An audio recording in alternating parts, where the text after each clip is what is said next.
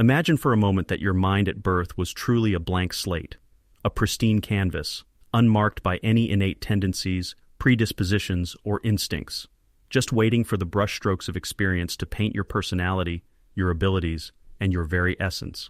How would that change your view of human nature, of society, of yourself?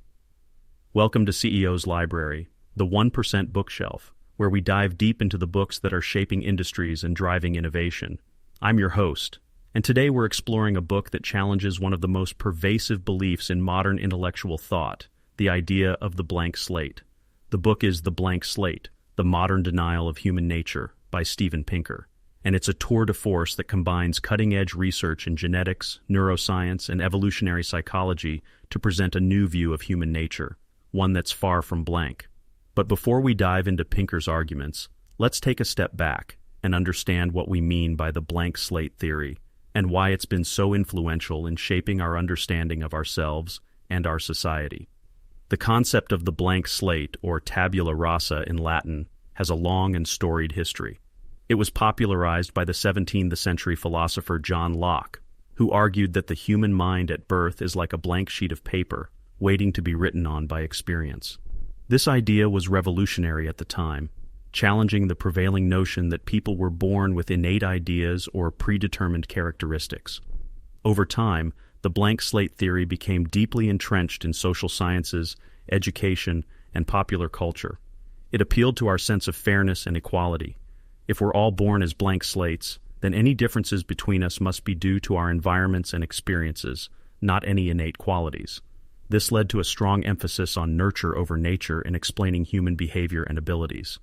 The blank slate theory also aligned well with political ideologies that emphasize social reform and the malleability of human nature. After all, if we're born as blank slates, then theoretically, with the right education and social conditions, we could create a more perfect society. But as appealing as this idea is, Steven Pinker argues that it's fundamentally wrong. And not just wrong, but potentially harmful in its implications for how we understand ourselves and how we approach social issues. So what's Pinker's argument? In essence, he contends that the human mind is not a blank slate, but rather a complex organ shaped by millions of years of evolution. Our genes, he argues, provide us with a rich array of cognitive faculties, emotional predispositions, and behavioral tendencies that form the basis of human nature. Now, I know what some of you might be thinking. Isn't this just a return to biological determinism, to the idea that our genes dictate our destiny? But that's not what Pinker is saying at all. Instead, he's proposing a more nuanced view that recognizes both the influence of our genes and the power of our environments. Let's look at some of the evidence Pinker presents. First, there's the field of behavioral genetics. Studies of twins and adopted children have consistently shown that many aspects of personality, intelligence, and even political attitudes are significantly influenced by genes. For example, identical twins raised apart are often strikingly similar in their personalities and abilities, despite growing up in different environments. Then there's neuroscience. Brain imaging studies have revealed that many aspects of cognition and emotion are associated with specific neural structures and patterns of activity. These aren't arbitrary or purely learned. They reflect the innate organization of our brains. And from evolutionary psychology, we have insights into why certain patterns of thought and behavior are universal across cultures. Take, for example, our fear of snakes. It's not something we need to be taught. Even babies who've never seen a snake show a heightened response to snake-like shapes. This makes sense from an evolutionary perspective. Our ancestors who quickly learned to avoid snakes were more likely to survive and pass on their genes. But Pinker doesn't just rely on abstract scientific evidence. He provides compelling examples that resonate with our everyday experience. Consider language acquisition.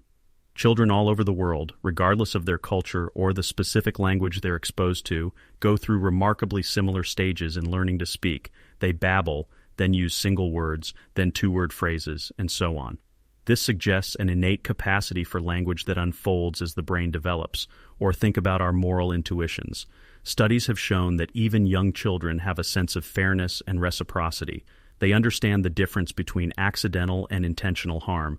These basic moral intuitions seem to be part of our evolutionary heritage, a toolkit for navigating social interactions.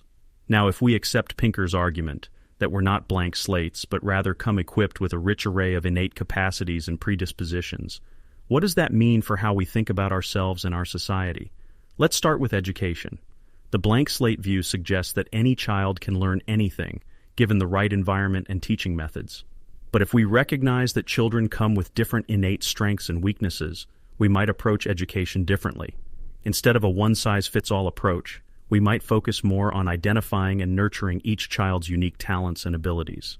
This doesn't mean giving up on children who struggle in certain areas. On the contrary, understanding the innate basis of learning difficulties can lead to more effective interventions. For example, recognizing the genetic components of dyslexia has led to targeted therapies that work with, rather than against, the dyslexic brain's way of processing information. In terms of social policy, acknowledging innate differences between individuals doesn't mean abandoning the ideal of equality. Instead, it might lead us to focus more on equality of opportunity rather than equality of outcomes. We might invest more in early childhood interventions, knowing that some children start with disadvantages that aren't just environmental. The implications for our understanding of ethics and moral responsibility are particularly fascinating. If our moral intuitions have an innate basis, does that mean morality is somehow built into human nature? Pinker argues that while we may have innate moral intuitions, our capacity for reason allows us to examine and sometimes override these intuitions. We're not slaves to our genes. We can use our understanding of human nature to make better moral choices. Now, I know that some of you might be feeling uncomfortable at this point. The idea that our genes influence our behavior and abilities can seem threatening. It might seem to open the door to justifying discrimination or inequality, but Pinker argues that this fear is misplaced. First, recognizing the influence of genes doesn't mean denying the importance of environment. Our genes interact with our experiences in complex ways. The same genetic predisposition might lead to very different outcomes depending on the environment. Second, the existence of genetic influences on individual differences doesn't tell us anything about differences between groups. In fact, genetic research has shown that there's far more variation within any ethnic group than between groups. And finally, facts about human nature don't dictate our values or our policies. Even if we find that people have innate differences in abilities or predispositions, we can still choose to create a society that values and provides opportunities for all its members. In fact, Pinker argues that acknowledging our shared human nature can be a force for empathy and moral progress. If we recognize that all humans share certain basic emotions, needs, and cognitive abilities, it becomes harder to dehumanize or discriminate against others. So what does a balanced view of nature and nurture look like? Pinker isn't arguing for a simplistic genetic determinism. Instead, he's proposing a more sophisticated understanding of how genes and environment interact. Think of it this way. Our genes provide us with a set of potentials and predispositions, but our experiences and choices shape how those potentials are realized. It's like a recipe. The genes provide the ingredients, but the environment determines how those ingredients are combined and cooked. This view can actually be quite empowering. Instead of seeing ourselves as blank slates waiting to be written on by external forces, we can recognize our innate strengths and work with them. Instead of thinking that any differences between individuals must be due to unfair advantages or disadvantages, we can celebrate human diversity. And this understanding can lead to more effective approaches in various fields. In education, as we mentioned earlier, it can help us tailor teaching methods to individual strengths and needs. In mental health, it can lead to treatments that work with, rather than against, the brain's natural tendencies. In the workplace, it can help us create environments that bring out the best in different types of people. Let me share an inspiring example of how this knowledge can be applied. There's a program called the Nurse Family Partnership that provides support to first-time mothers from low-income backgrounds. The program is based on the understanding that while poverty can have negative effects on child development, these effects can be mitigated by supporting the innate bonding and learning processes between mother and child. The results have been remarkable. Children in the program show better cognitive development, fewer behavioral problems, and even lower rates of juvenile crime years later. It's a perfect example of how understanding human nature can lead to interventions that work with our biology, not against it. Or consider the field of conflict resolution. Traditional approaches often assumed that conflicts were purely about competing interests, but understanding the innate human tendencies toward in-group favoritism and out-group hostility has led to new techniques that focus on building empathy and finding common ground. The key takeaway here is that understanding human nature doesn't limit us, it empowers us. It gives us the tools to create environments, policies, and interventions that truly work with human nature rather than against it.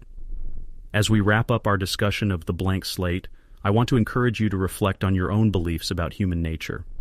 How much of who you are do you attribute to your genes, and how much to your experiences? How might your view of social issues change if you considered the role of innate human tendencies? Pinker's book is a challenging read, not just intellectually, but emotionally.